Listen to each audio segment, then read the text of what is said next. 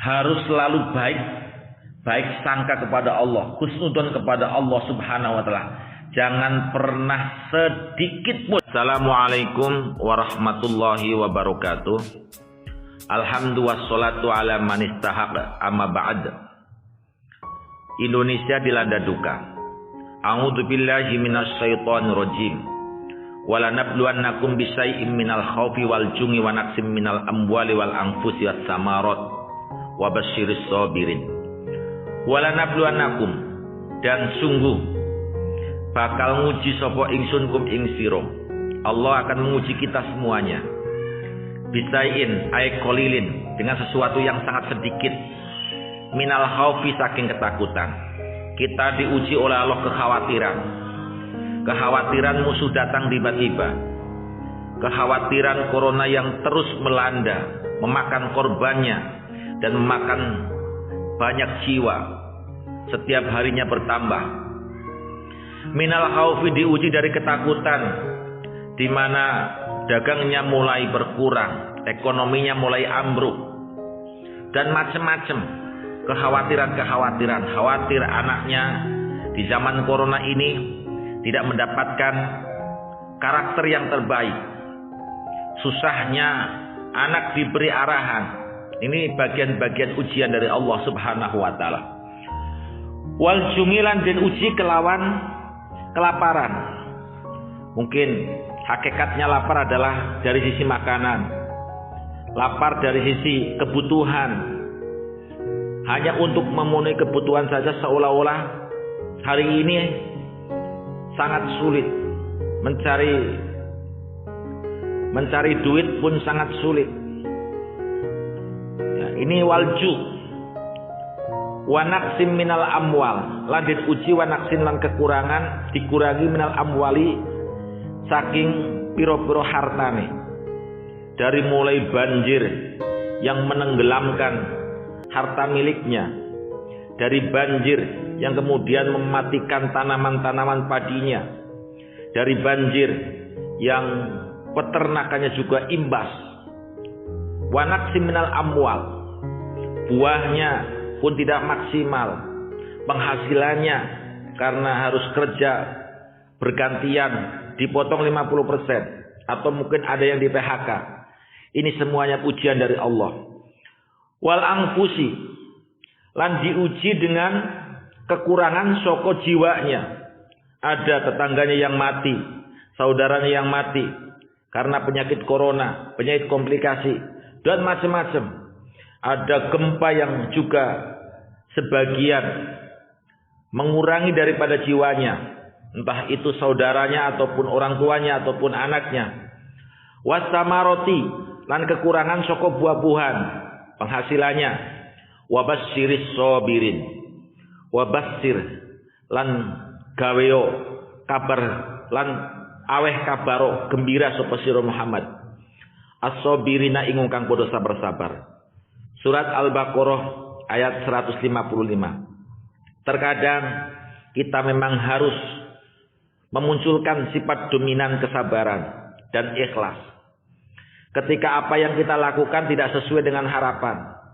Seorang insinyur harus menjadi pedagang, seorang guru harus menjadi kuli, seorang potolan atau alumni pondok pesantren harus mencari maisah kehidupannya.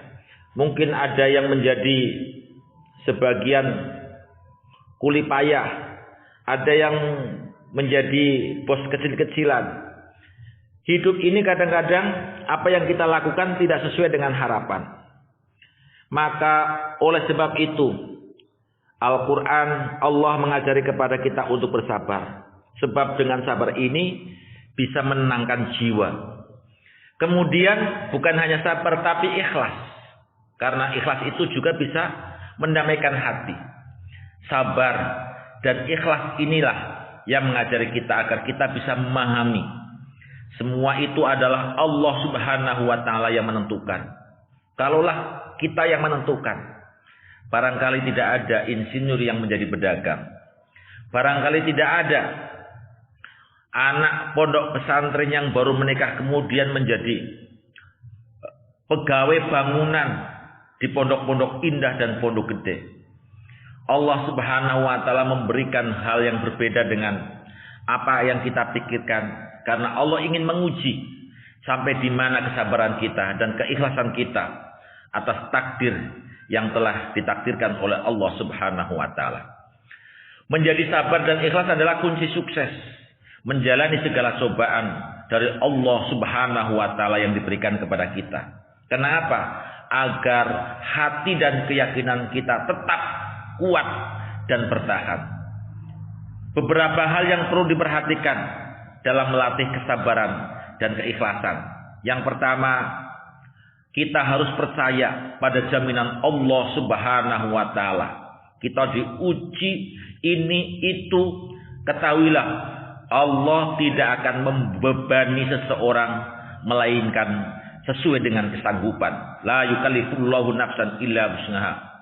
Allah Subhanahu wa taala yang memiliki diri kita, yang menciptakan kita, yang menanggung kita, sangat tahu akan kemampuan kita. Jadi kita tidak akan mungkin oleh Allah diberi ujian yang melebihi batasan kemampuan kita. Yang kedua, dari beberapa sabar yang kita lakukan, kita semua pasti mampu bisa sabar. Tinggal mau atau enggak. Sabar dalam segala ujian dan segala keadaan. Asalkan keimanan kita, keyakinan kita kuat bahwa Allah tidak akan menguji kita kecuali sesuai dengan kemampuan. Yang ketiga, ketika kita ditimpa sebuah kesulitan, kesedihan, ataupun kehilangan, lebih baik kita terima dengan penuh kesabaran dan keikhlasan. Bila kita sabar dan ikhlas menerimanya, maka insya Allah tidak akan terasa berat akan ujian yang kita jalani. Dalam sabar terkandung ridho Allah Subhanahu wa taala dan ridho Allah terhadap kita segalanya. Kuncinya memang di dalam kesabaran. Yang keempat, kita harus selalu baik sangka kepada Allah, husnudzon kepada Allah Subhanahu wa taala. Jangan pernah sedikit pun meragukan dan mempertanyakan keputusan Allah, ketetapan Allah, pengaturan Allah, ketentuan Allah. Kita harus bisa sabar dan ridho apapun keputusannya, apapun ketetapannya, apapun pengaturannya. Maka cari saja, kalau seandainya, maka kita cari saja ridho Allah Subhanahu wa taala. Yang kita cari adalah ridho Allah. Kalau Allah sudah ridho, walaupun kelihatannya itu menyakitkan barangkali pada saat-saat tertentu, justru itulah yang kita cari. Dan kehidupan ini pun akan menjadi berkah bila dijalani dengan sabar dan ikhlas, penuh rasa syukur, tak pernah mau merugikan orang lain. Tetaplah menjadi pribadi yang ikhlas dan sabar. Jangan lupa, insya Allah di kemudian hari kita akan bahagia. Amin. Assalamualaikum warahmatullahi wabarakatuh.